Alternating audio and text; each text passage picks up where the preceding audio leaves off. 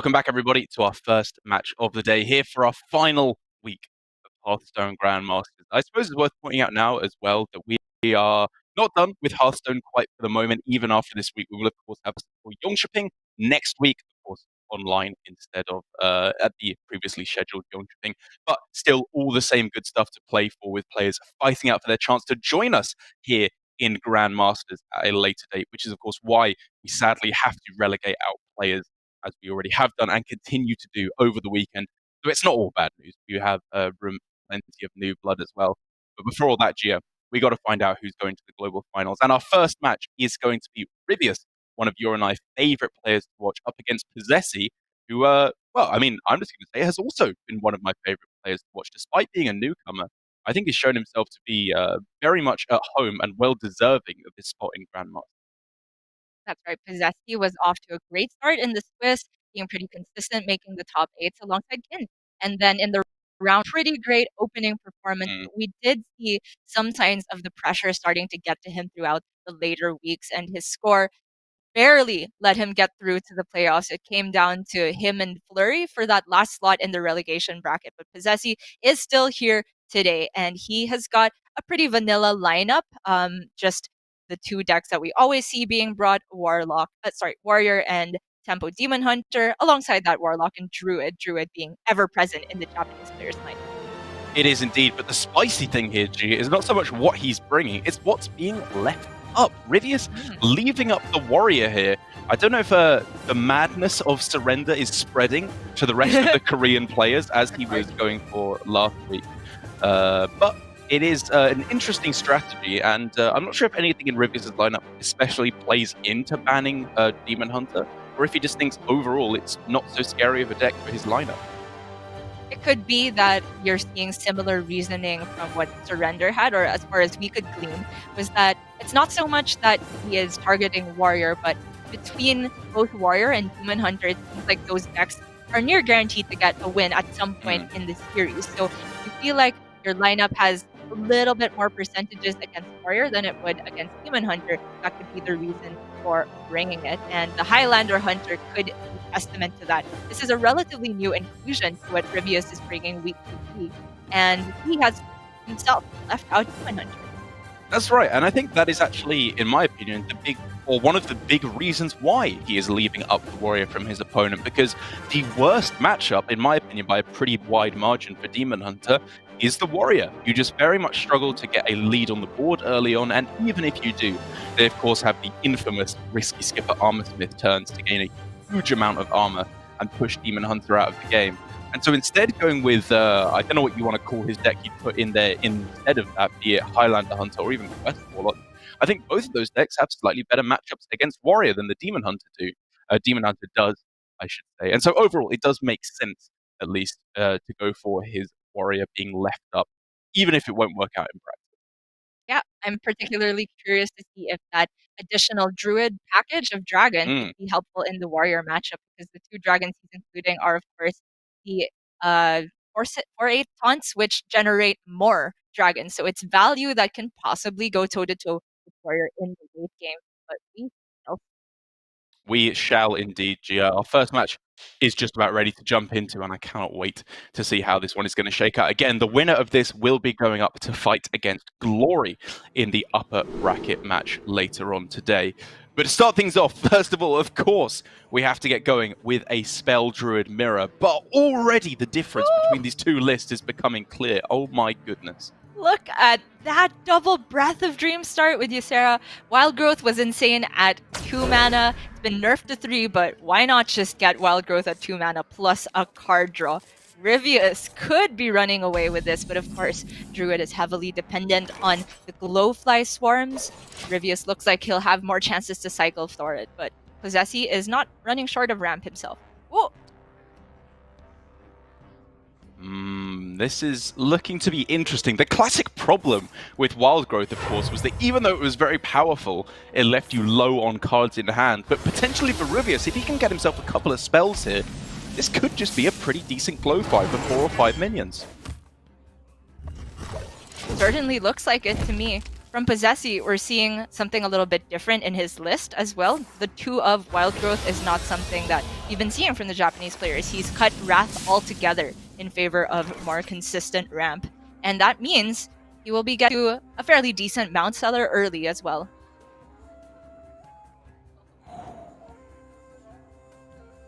Tough decisions for Posesi. He could go Vate Overgrowth, but then that, of course, does not leave him available to go with one of his 7 mana plays on the following turn. So I'm thinking he could just hold off on the Innovate and get basically the same effect in 2 turns' time. Yeah, if you're looking to go for earliest Mount Seller, that is definitely the play. But I think Posesi's considering, what if he just takes all the ramp? If you go Vate Overgrowth now, he can just go double Wild Growth next turn, and on the next turn have the full 10 mana. But I think this more measured approach is very considerate of what Ryvius will be doing on his side. Yeah, I love the consideration that maybe it's worth getting down the maximum ramp possible, but Innovate is just a powerful card in the matchup. You want to be using that with the Mount Seller as frequently as possible, I think it's fair to say, especially when Ryvius has loaded up with a very powerful turn already and is showing absolutely no signs of stopping. And oh my gosh, he has a payoff spell as well. It is not there for immediate damage, but now Posesi will have such a tough time clearing off the board. It's also worth noting Ryvius has not cut any of the Savage Roars from his list. He still finds room for 2 of them alongside 2 Power of the Wild, so Posesi's got to be worried now. He does indeed. Even if he's able to clear this off, or at least put up a defensive wall, Ryvius has the suite of dragons available with Ysera and Emerald Explorer to follow up. This is looking scary to say the least for Posesi. Yes, indeed. He's going to go for the overflow there because the Mount Seller wasn't quite good enough with only 2 spells to generate beasts, but he's gearing up for a bigger swing next turn and hoping that Ryvius can't push the lethal immediately. It is just so difficult for Druid to deal with a board like this. What do they even have in their arsenal? It's like we had to go back to Primordial Drake was the best option that we had a while ago in order to deal with boards like this. Interesting that Posesi chose to heal up instead of preemptively removing one layer. Of course, the removal of a minion wouldn't remove any damage from the board immediately, but maybe it was worth considering because he has to start softening up next turn. Also interesting for Ryvius that he, well, out of a few potentially strong options that I saw, be it ramp to get to Ysera next turn or Emerald Explorer, instead just decided to draw and hit the Power of the Wild, which I imagine is the payoff he was looking for, which puts him so far in the lead. Indeed, either Power or Roar would have been huge there, but now Posesi has a chance to swing himself back. It's got to involve some rush minions as far as I can see it go. Zixor and Diving Griffin. Okay, nothing quite happening yet. But I will say, with no Savage Roar available, Ryvius is potentially not looking at lethal quite yet. Very true. Does have these 2 Mog Beams. A Mount Seller of his own could potentially be huge. Oh, the Wild Growth used to generate... Oh, finally a Griffin appears, but it is a little bit short of being able to clear that Glowfly. Incredibly close. What are we looking at? Double Bog Beams on the Mount Seller. Crystal Powers for another 4. That's just 10. It's just short, yeah. Just short. I think he can push 8 damage to face on this turn. He has to be interested in clearing some on the backswing as well. Yeah. Though. But he could just play the Emerald Explorer along with 4 spells. There's enough mana cheat to go for that. That is true. He could also just go for a overflow play on this turn with the Bog Beams as well. Clear off the the Mount Seller. The consideration is if he goes Ysera next turn, you probably want to overflow after. Good point. Good point. But it's very close. And you could save the other Crystal Power for healing on his taunt if he prefers doing that, as opposed to killing the Diving Griffin. Nixia, straight up the pick here. You're playing a token deck somewhat, so gotta be good. Yeah, not often that she is the pick, but it turns out pretty insane here. As Posesi's best option is draw for something more impressive. I suppose But as it stands, he can only remove 2 damage from the board because the taunt has Death Rattle still.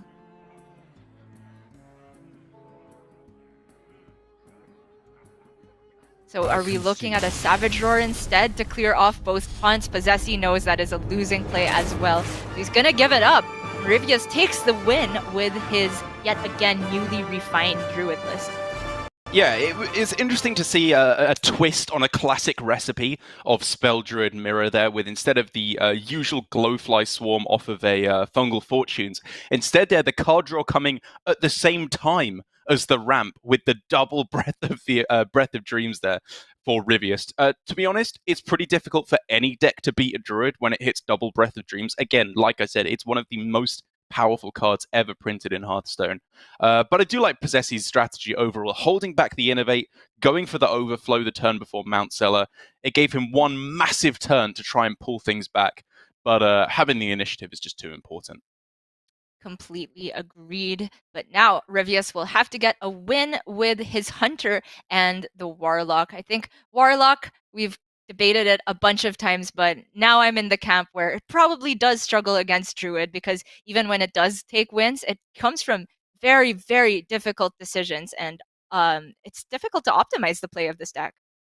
It is indeed not an easy deck to pilot for sure. But before we can jump into that, Gio, we are going to go to an ever so slightly short break just to prepare for the rest of the matches coming up. So don't go anywhere. The continuation of Ryvius Posesi comes after this.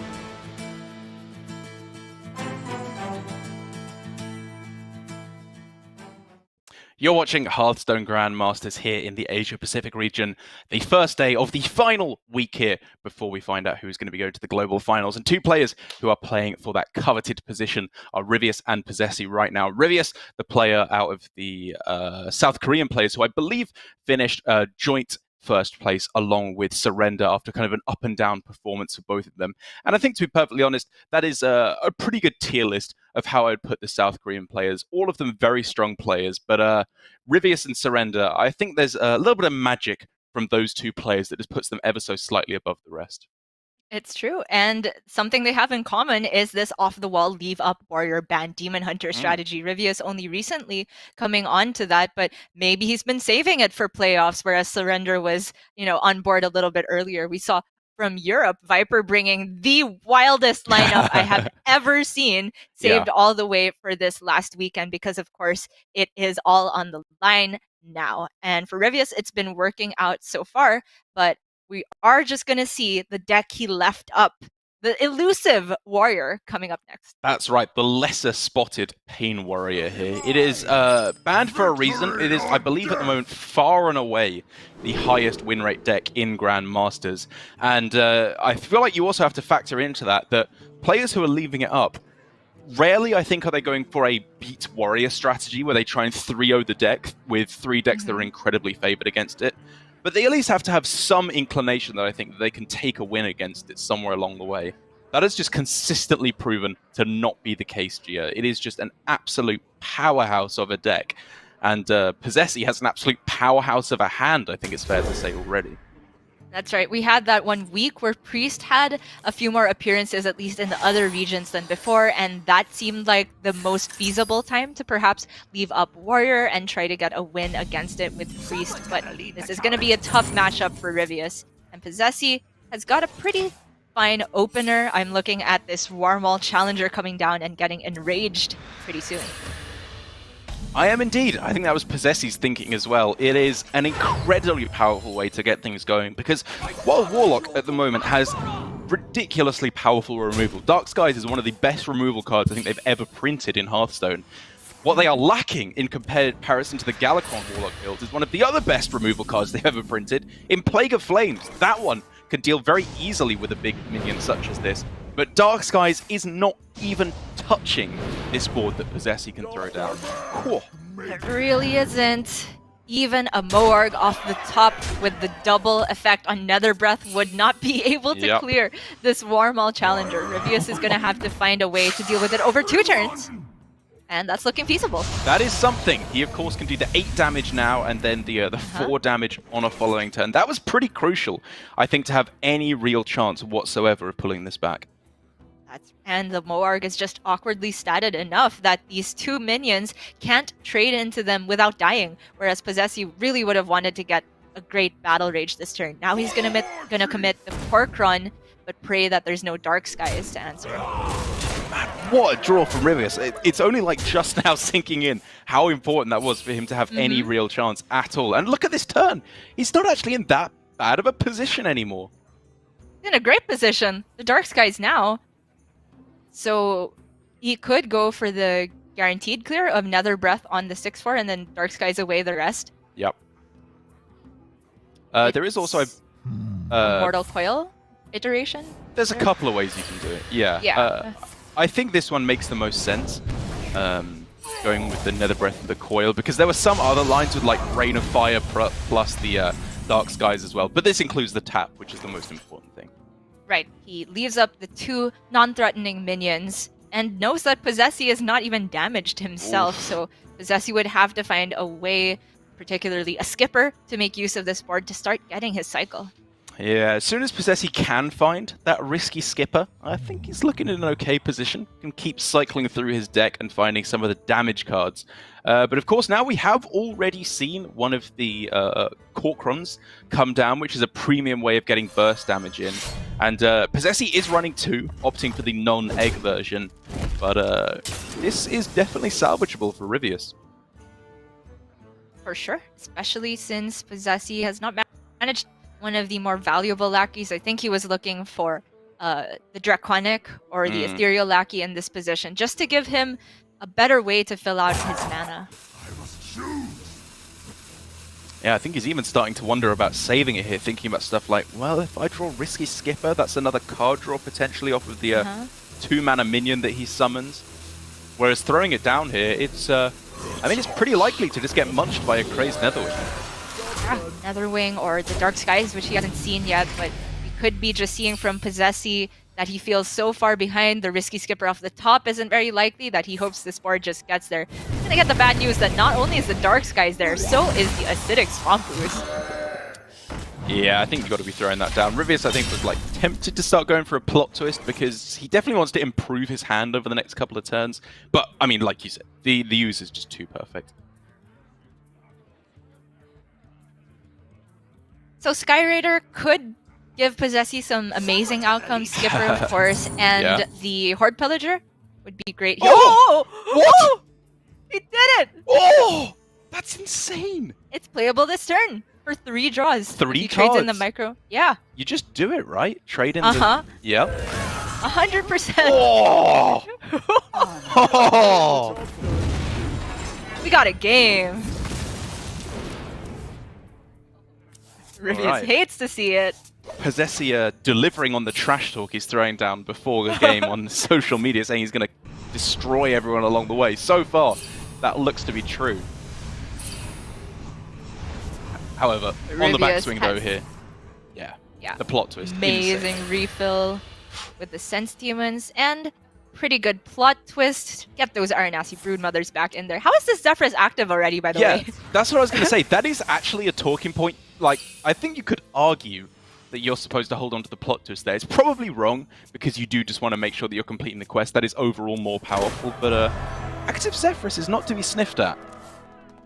And neither is that Frizz Kindle Roost. I just completely glossed over that. Didn't notice it was in the list. Ryvius is sneaking some spice in every one of his deck lists.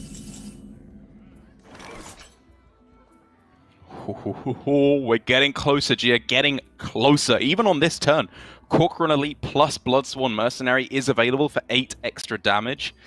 But that's just not really what Posesi wants to go for yet. He still wants just more card draw, really. Right. Or board presence. I'm looking at the Blood Boil and copy instead. He could just go for a game plan of threat into threat. He just chains into the Deathwing follow-up. Of course, it feels bad to have to kill off his own Skipper and Skyraider for that process, but I feel like it's more important to do that instead of giving Ryvius a whole turn of development. Then again, though, do you really want to develop into turn 8? If you play up most of your hand here and they just twisting Nether everything away, are you just kind of conceding the game at that point? Well, then, if you get Nether, the follow-up is a Deathwing. That seems pretty good. Fair point. So you make Ryvius have the Keladon on top of that, or the active Zephyrus. Posesi is going to hold on to his copy, still put some board presence there, and try to get the Corcoran combo later on. Yeah, I like this a lot. He does still have, obviously, the second copy of Bloodsworn Mercenary, but it's such a flexible card, and I feel like this from Ryvius, if it was in hand, very possibly would just bait out a Twisting Nether still. Ryvius has a more efficient answer, of course, able to get down the Frizz Kindle Root, but discarding Alex. That does, of course, mean that only Malagos is discounted now because the other Alex is in hand, and the other Netherwing, I suppose. Well, unfortunately, Posesi, his board was answered in a very high-tempo fashion from Ryvius on the other side, and therefore this Deathwing is looking significantly less impressive. And after Ryvius deals with this, of which he has a couple of ways to do so, Posesi is then left pretty high and dry for the moment. Completely agreed. He's just not hit much of his card draw outside of that Battle Rage. None of the Corsair caches. Yeah. Another active Zephyrus already, which of course means for the following turn, that is an active Dragon Queen Alexstrasza. But it looks like before that even comes down to you, this is a huge Edwin Van Cleef. It really is. The Brotherhood shall come. Zephyrus for max tempo. I love the approach that Ryvius is taking. Okay. Posesi's saving grace is that he's got a lot of health to work with. He's seen Ryvius expend a lot of the burst spells as well, so the Malagos is a lot less scarier than it would have been previously. And this, to me, Gio, is just such a Ryvius way of playing the matchup. He's consistently shown high willingness to break apart the combo and instead play this much more fluidly, kind of just playing out powerful tempo turns and realizing that a lot of the cards in the deck are just good enough to go for that game plan. He's thrown out both Nether Breaths, a Soulfire. Alexstrasza is now gone. The burst potential of the deck is extremely limited at this point, but he's just winning on board. Who cares about that? Yes, I think Ryvius is excellent at identifying these types of situations where he doesn't play for the big bang combos at the end with the Malagos and all of those burst spells. He can just win with his minions because he puts Warrior at the back foot. He has, well, seen that Posesi had to generate a risky skipper, so the chances of Posesi being able to clear the board is very low now. And Posesi goes for thinning out his deck, finding those risky skippers, of course, in order to keep up the card draw. But the big thing he is weak to here is, of course, yet more pressure, which Ryvius is not letting up on, with a 0 mana Malagos. And the Nozdormu, why don't ya?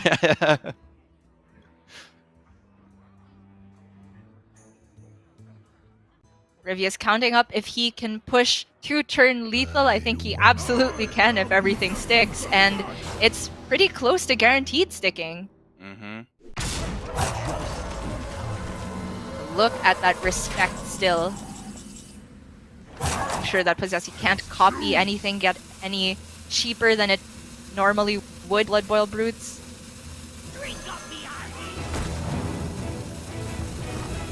Yeah, he's just going for the burn plan here, saying maybe if you can't kill me on this turn, I can go for the surprise burst OTK on the following turn, because now the Nozdormu is potentially working for him rather than against him. But Ryvius counted up last turn, and I think it is lethal this turn. 28 on the board, 9 from the Soulfire. That's a GG in very Ryvius fashion. Love to see it. I absolutely love watching Ryvius play this deck. I think whether he's right or wrong, it is just shows such deep understanding of the deck because he plays it in such a creative fashion. He's not rigid with the way he plays it. And I'm going to go out of line and say that I loved the way he played that matchup there. It was constantly just staying one step ahead and realizing that the one real weakness of Warrior at the moment is singular large minions. And Edwin, despite being as a single card a 3-mana 2/2, turned out to be exactly that single large threat that Warrior couldn't deal with. It was a great showing from Ryvius there, and Posesi's already on the back foot. He tweeted out that he didn't expect to lose a single game. Well, okay, I guess I can't be putting words in his mouth exactly because it did go through Google Translate, but what that tool spit out was BlizzCon will appear and I'm gonna kill everyone on the way there. It was wonderful. But as far as I understand it, it looks like Posesi felt really confident going into today, hoped to just have an amazing win streak, but he's now 1 game away from having to start from the elimination bracket. And that's what I want to see from Posesi, because although at first glance he seems to be very reserved, you know, a very polite Hearthstone player, I think we've seen flashes there of a little bit of BM from him, throwing out the dab on his opponents along the way. And when he has the confidence, when he really believes in himself, I think that's when he's playing his best. It's when he gets in his own head and starts doubting himself that things start to go wrong. So he's got to have a winner's mindset, even despite being 0-2 down against Ryvius. Obviously, if Posesi loses here, he still has a chance he can take the win in the lower bracket against Shaxi coming up later today. But you really want to get that winner's match in to try and guarantee your spot in the semifinals. Yes, indeed. But look at that opener from Ryvius. He even had the option to keep a 4-drop there, but this curve is nuts. Got Zephyrus into his choice between Animal Companion or Wild Growth. I think there's legitimate considerations for getting out a faster Rotnest Drake. Well, now that you've got Animal Companion as well, unless you want to double up on them, for which there is some consideration, I like the Wild Growth, or even the Power Shield here, actually. That is very, very resilient. It's against a weapon, right? What do you expect on turn 3 from your opponent? That's fair, but I feel like the value on Zephyrus is a little bit more important. That's this very ramp fair. Unlocks a great curve for Ryvius, And if he draws into Dino Tamer Brand, Alex Straza, suddenly all of those powerhouse cards that we say in theory put the Highlander Hunter ahead in this matchup, but in practice it never quite works out because Warrior has that early pressure. If Ryvius can get them down early, that I think is a ticket to victory. You've convinced me, Gia. I like the tempo plan in a lot of matchups for the Hunter, but in this one here, like you said, it is again those singular minions that are very powerful against Warrior because of their lack of removal. For Posesi, he did start off with a 2-weapon hand and no Corsair Cash, which always feels bad, but he at least has a way to fill out his curve, and he's sitting on these skippers with the Battle Rage. What? Desert Spear with this hand is actually low-key insane. High-key. Oh, yeah, okay, high-key insane. I mean, I was going to say you could throw it down on this turn because it sets up generally for a better Rot Nest straight because you can clear the small minion, and it obviously makes Varanus and Faceless Corruptor both God-tier cards. Yeah, I think what Ryvius has gone for is a slightly cleaner mana utilization with Companion plus Spear on the follow-up, and then he can play the Faceless or Varanus on the follow-up. Both of them are insane, putting together some threats of his own. 8 damage clocking into the face here. He absolutely 9. is. Yeah. Going on the Synergy. aggressive. Oh yeah, of course, the pirates buff each other.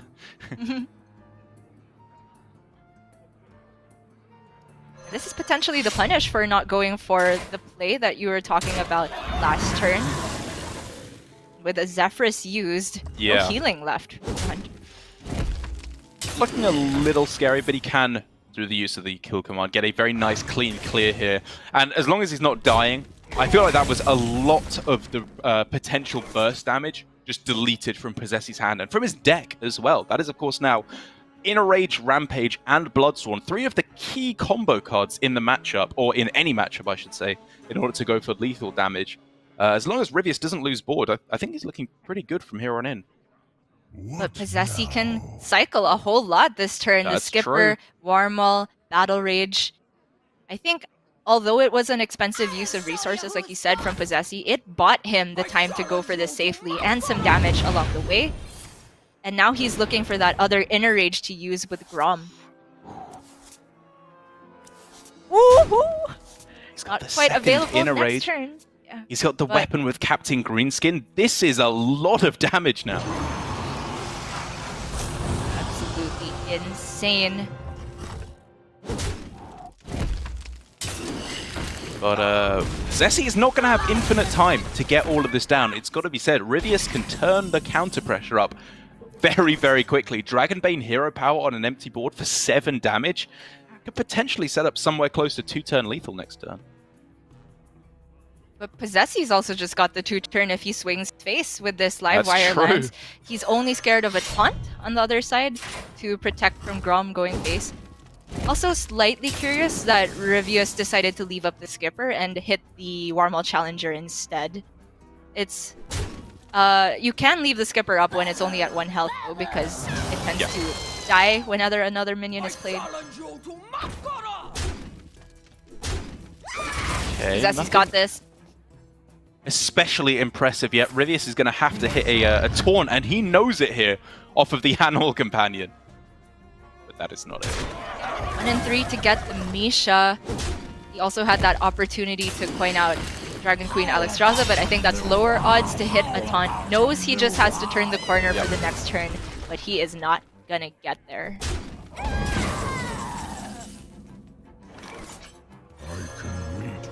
There you have it. That is going to close things out. Unfortunate outcome for Ryvius, obviously going for the Rot Nest Drake on turn 5. You have to be prepared for that outcome where you hit the smaller of the 2 minions.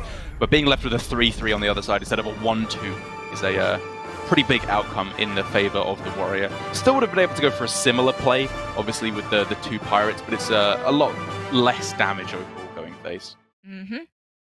Makes me wonder and go back to the play you were suggesting again. The setting up of the Desert Spear would have been great on the reactive, but I think Ryvius identified his spot as being the aggressor in that one point, and it turned out that the hand that Posesi had was perfect to go on the offensive. It had to be that 3-card combo to put Ryvius under that much pressure, but it was there. Well spotted from Posesi, and he is back in this series. Exactly. I mean, I was more just kind of blinded by the power of Desert Spear, kind of overall, more specifically than on that turn. I think that Ryvius's play did make a lot of sense. You know, you want to make these big swing turns and start putting on the counter pressure as quick as possible. But Warrior just had the perfect hand in order to deliver the counter lethal in a very timely fashion. And Ryvius even knew that, you know, at the end, by going for the Animal Companion and shaking his head when he missed the taunt, he knew exactly what was up in that instance. And so now moving on to his Hunter yet again, this time up against the Druid. Hopefully he should have a slightly better shot here.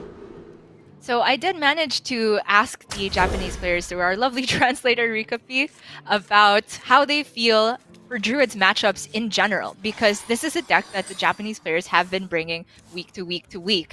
I particularly asked about how it was versus Warlock, and Posesi had a one-word answer that Druid is favored.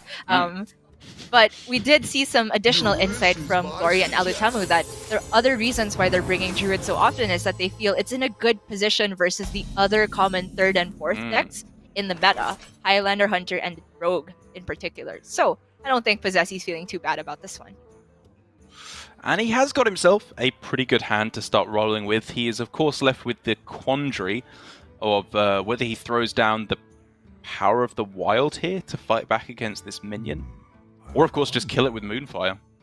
Yeah, I'm looking at the Moonfire hero power and then curve into the Wild Growth. This is the type of hand where if you hit the Fungal Fortunes, you don't have to think at all because you can just expend double coin and Innervate on the next turn to get the Glowfly Swarm out. But if he goes for the ramp too early, then he's not getting enough Glowflies, I think, to justify the play. I think the slightly slower approach is very reasonable here. Yeah, of course, he's just wondering about what he's likely to face down on the following turn, and Animal Companion is the most likely answer, of which he can answer it with a Bug Beam 1 out of 3 times. And if he can't, he's very happy to just Wild Growth it.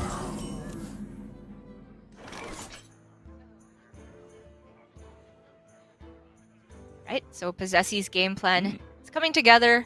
It's just the Wild Growth into Glowfly, and hopefully have time to hit a Mount Cellar later on, especially since he has his Overgrowth. It's getting scary. So he does have the possibility to go Bog Beam and then coin Glowfly instead at the same turn Glowfly at the expense of one of the Glowflies because he's expended an extra spell by then, but with the upside of killing the Huffer, which is a pretty big deal in my opinion. It's true. It does save him 8 health from this point. Yeah. So losing a 2-2 in favor of 8 health. When I frame it that way, I think it's absolutely a deal that you take. But of course, going for the ramp now makes Posesi's top decks, or potential top decks, a lot more powerful, thinking Mount Cellar, etc. He takes the ramp now. He's not boxed into having to Overgrowth at some point, I think. Yeah, I guess relying on the fact that, whether you win at 2 health or you win at 30 health, it doesn't really make a difference, and that he should be able to stabilize with the Glowfly after the Huffer hits face a couple of times, because this is an awkward spot to put the Hunter in. This is a very common situation in the matchup where the Hunter has a powerful board, but they're not threatening lethal, and if they don't clear, it's very possible that Posesi can just run away with the game if he hits Soul of the Forest or Savage Roar. There's always that possibility for lethal on the backswing now that I think APAC has just decided that the double roars is the way to build this deck. Ryvius is having none of it, going for the game plan that he already sees, and I'm on board. And now for Posesi, the Power of the Wild it's good. It allows him to take out the Rottenness Drake a little bit more easily, but the numbers do not stack up perfectly, so maybe this is an Overgrowth turn instead. Or even as well as. Yeah, the Overgrowth, of course, unlocks the Bog Beam for free, so that's great. And he can use Crystal Power for... Oh, it's tough between healing here or removal. But since he's got the Overflow, I'm leaning a little bit towards just removal and saving himself an extra Glowfly. Yeah, me too. You got to prepare for what they're going to throw down on the following turn, and make sure that you have an answer, and you can still go for the Overflow. I like this a lot. Wow. Are you playing this for 3-2? Alright. beautiful development from Posesi. Gets himself the most board presence going into turn 6. The threats from Hunter are not particularly scary on this turn if there's no Desert Spear equipped. Yeah, exactly. Ryvius has a double rush hand. If Varanus comes down, I think Posesi is very happy just to trade into it and then go for the overflow. And like you say, the Diving Griffin here is reasonable, of course, to draw him the Faceless Corruptor and clear off some of the board. Because at this point for Ryvius, yes, there's the potential for lethal over the next couple of turns, but once overflow shuts that down, this is looking to be a Dragon Queen Alex Straza turn to me. Or a game plan, I should say. Mm-hmm.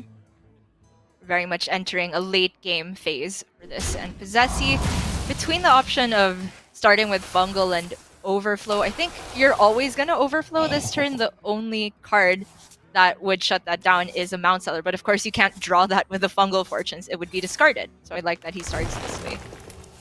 And for the first time in a while, Gia, we are seeing the pressure mount up for Ryvius. As Posesi does burn the exotic Mount Seller, and Ryvius just before that had his hands together in a silent prayer, just saying, please don't put down a big threat on this turn. Please just give me that little bit of room to find lethal over the next couple of turns. Posesi looked stressed as well, but he, despite not having the Mount Seller, has a second Glowfly with Soul of the Forest and the Roar in hand. That is huge. Ryvius saying, no dragons, no Mount Seller, no Glowfly. Please, just for once, miss out on a big turn here. Pretty unlikely after that many cards drawn, but a man can hope. But once Ryvius sees the Soul of the Forest, I think he's going to be pressed to find a solution, especially having used Zephyrus already. That's right. He's so close to lethal. If he hit like a Corrosive Breath and there was no Taunt here, I think we could be looking like very, very close to it. But even then, I don't think there's even draws for outs here, draws for lethal. Not quite lethal, but he's got a decent swing back into the board with the Desert Spear Faceless Corruptor. True, I think he's got enough to stave off one Roar for lethal. But if Posesi draws the second, it could be bad, bad news.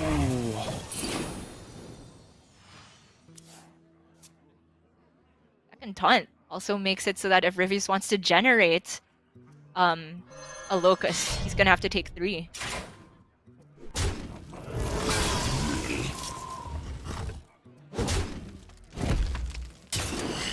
Yeah, I mean, it's seeming more and more likely at this point that, unfortunately for Ryvius, it was just that little bit too slow to get lethal in the early game. He played to the best chance he could. If there was no overflow there off the top, we could see his aggressive game plan would have worked out. But unfortunately, Posesi can equalize it at 2 games apiece. We are going to game 5, Gia. That's right, with an exact lethal. Actually, that Iron Bark was low-key super nuts for Posesi because Ryvius had to tank the 3 to get a Faceless Corruptor there. And granted, Posesi had quite a few draws to search for the second Roar, but that is a little bit less stressful for him. And game 5 is on the horizon now. Love to see it. You really do, Gia. The only decks left remaining for both of these players being, of course, the Hunter for Ryvius down at a pretty sad win rate, taking 2 losses now for him, and the Warlock, I believe, as the last remaining deck for Posesi. And now Gia, he's faced against the Warrior, not the best matchup for Hunter. The Druid, arguable matchup on either side, it's not especially favored for either one, but now the Hunter versus the Warlock. Surely Ryvius is in a good spot to clutch it at the last second. That's right. As far as our GM stats would have it, at least, Quest Warlock seems to struggle most against Highlander Hunter outside of the Warrior matchup, which we don't have a very big sample size for, of course. And it's because Hunter can just curve out so consistently and have that burst at the end as well. I think Warlock has to rely on not just Nether Breath at the beginning, but pairing it with a Moarg to get out of range sometime in the mid-game. Yeah, and of course the problem stands that even though it's in a way comparable to Demon Hunter for the Warlock in the early game, given that you're just removing, trying to stabilize, there's that little bit of extra stuff that makes it more awkward than against Demon Hunter. Of course, Dino Tamer Bran is not only a lot of burst damage, but also a singular huge threat. And in a weird kind of way, Stormhammer can be one of the most devastating cards in the matchup. That's right, and we see Ryvius in his own Quest Warlock list has been playing Ooze. He's brought it again, but for Posesi, that is not in the arsenal. Saw in the Mulligan decision for Ryvius, he's also playing the Blowtorch Saboteur despite banning out Demon Hunter, which means to me that he sees it as a card that's potentially good against this class as well. Locking out the tap at a more expensive cost could be huge for the Warlock. And already Stormhammer, if for nothing more than board control, will just allow Ryvius to keep the punishment coming over the next few turns. Ryvius, for Posesi, really doesn't want to have to use a Moarg just for that 2-2, so he's going to keep the cycle going. They are running defenders, though. That's going to be pretty useful for Posesi. He's already taken so much damage, and now for Ryvius with Zephyrus in hand, he's drawn it right at the start of the game, but this time it wasn't available to come down on turn 2. And if I know anything about Ryvius on this Hunter, I'm thinking, Gia, this is going to be reserved as much as is humanly possible for him for just going for lethal. Yes, should it be available, obviously, for Ryvius, but I think more likely we're going to see it used for a Hex onto the Cartoot that's coming down next turn for Posesi. Yeah. Oh, Dragon off the top! So the Rotnest Drake is active now. Ryvius can swing the Stormhammer face instead of into the Zephyrus, and of course, doesn't lose any charges. Pressure never stops! Yeah, it really doesn't matter, I think, whether they're playing the Cartoot or the Abyssal Summoner variant. Rotnest Drake is just not especially good against either of those two options. The main thing is just getting it down as a 6/5 minion on curve. And all of a sudden, Posesi, even if he had the Dark Skies, which he does not, would still not have an easy clear available. Dark Skies is just so important in this matchup. It's huge that Posesi missed out, and it's looking like he's going to have to rely on the Cartoot just buying him time to find another turn to draw that Dark Skies, but he already knows it's done on board. He's gonna get the even worse news that a Zephyrus can hex it away. Or polymorph it? I think they patched Zephyrus so that it knows when you'd rather go face. I'm looking at, like, is there potential lethal with Shadow Madness here? It's pretty close. At 10, not quite, but very, very close indeed. Oh, but Ryvius gonna go for the Dragonbane instead. You're very right about your hunches with Ryvius, how reserved he is with using Zephyrus. I think it makes sense, because even in this situation, you're still scared of the potential for a big heal on the following turn. So you always want to give yourself the option of saving it for Savager or Bloodlust, Wind Fury, whatever, in order to go for the lethal. We did find a spot where no matter where the Dragonbane hit, it would leaving Ryvius in a good board state, but... Yep. Yikes. Posesi. So if he goes for Rain and then Twist and hits the Dark Skies, yeah, there's still 10 health left on board. It's a lot to go through. Yeah, that's not even a clear then, is it? Which means Moarg, Rain of Fire, and then play it, and what are you even looking for then? You can't even hit anything. You have 1 mana left at that point. Yeah. It's so rough.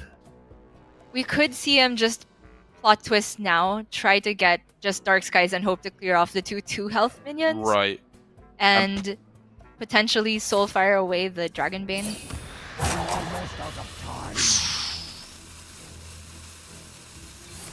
So, Ryvius feels it. Yeah, Soulfire should clear off. Wait, that's a very fortunate outcome. How did the Dragonbane die there? Okay. So Posesi doesn't need to Soulfire it down anymore. I believe, however, that's still exact lethal with Lava Burst. If you go Hero Power first, that's 4/7 Lava Burst for lethal, right? Correct. I'm sure Ryvius... Oh! Ooh.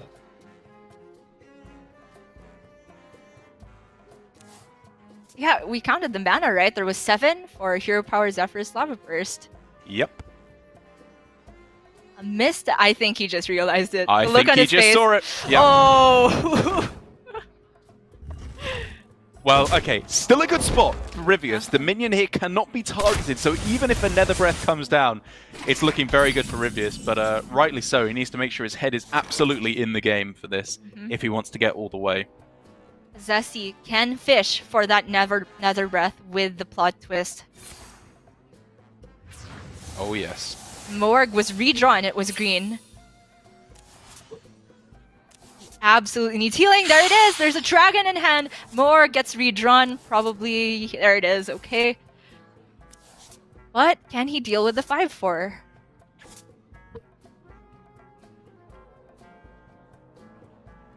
I think the play might actually be Dark Skies plus Nether Breath. Right. Yeah. That doesn't heal him as much, but it removes the 5 damage. So in a roundabout way, it is healing him for more.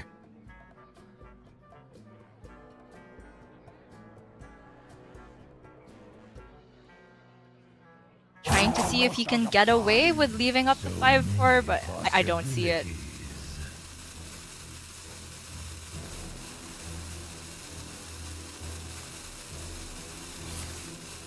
Gonna go up to 9 now, hope he's not dead from his perspective, and then try to fish for the other Nether Breath. So we can see, and surely Ryvius sees it. But there is absolute guaranteed lethal.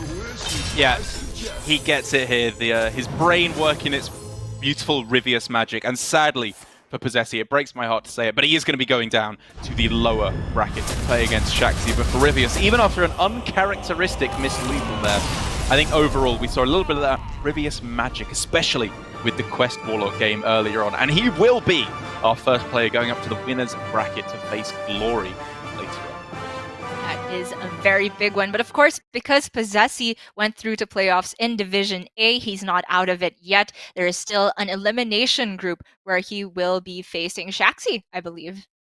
That is correct. A player who beat Tyler in the play-in match from Division B. Of course, when you come in from Division B, the rules state that you kind of get a default loss up against the player who finished first in Division A, which was Glory. So Shaxi only has his one chance here. A single loss at any point along the way today or on Sunday should he make it, and he will be eliminated out from any chance of getting through to the global finals. Of course, he will still be in Grandmasters overall, so he will be in with a chance of making it next season. But due to the fact that, of course, Ryvius just played through a pretty grueling series of Hearthstone there against Posesi, and the next match is going to be him against Glory. We are going to go to an ever so slightly short break to let him have a little bit of a rest, reset his brain after that messy ending to that series there, and of course sort out his pick and ban strategy. So don't go anywhere, guys. After this short break, we will be coming up with Glory versus Ryvius, our winners bracket match, the winner of whom will go to the semi-finals on Sunday. It's going to be great stuff.